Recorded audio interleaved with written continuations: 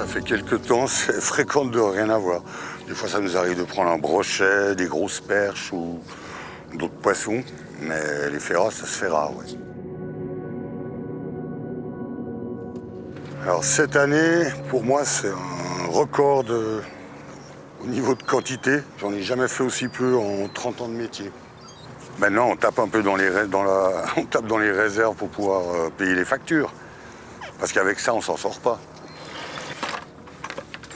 Alors, pêche du jour, là, il doit y avoir 6-7 kilos de perche, au lieu des 50 à 60 qu'on devrait avoir habituellement à cette période.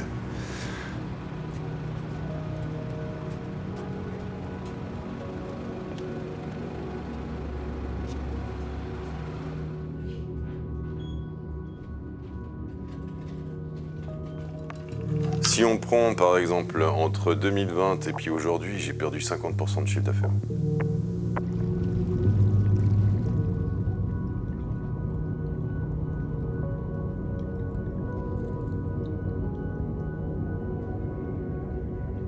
Et là ici, il n'y a que dalle qui mord. C'est plus chaud qu'avant. Donc forcément, on va se transformer en un étang géant posé au milieu des montagnes. Ça me rend triste. Ça m'angoisse de voir comme cet environnement que je connais depuis mon enfance, il change.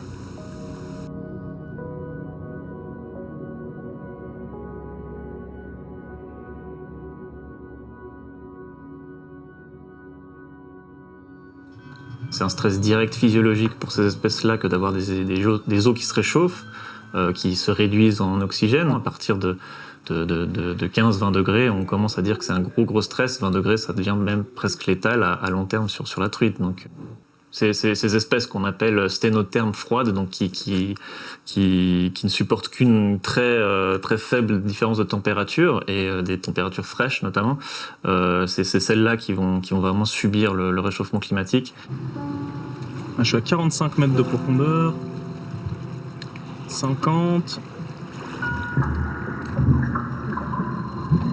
Voilà, 53 mètres, je vois le fond. Est-ce qu'il y a un petit poisson qui se cache? Dans des morceaux de bois de l'aquaga, on n'a pas de grand-chose.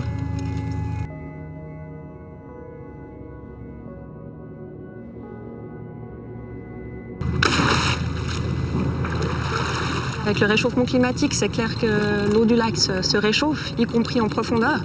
Et puis, si on prend le cas de l'ombre chevalier, par exemple, on a besoin d'avoir justement un taux d'oxygène qui soit suffisant en profondeur. Donc, en gros, les ombres se reproduisent entre 80 et 120 mètres de profond, ce qui est beaucoup.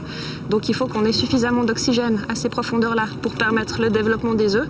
Et puis maintenant, avec les hivers de plus en plus doux, on a un brassage du lac qui ne se fait plus. Le dernier brassage a eu lieu en 2012, donc ça fait déjà quelques années. Et puis donc, ça empêche en fait cette arrivée d'oxygène en profondeur.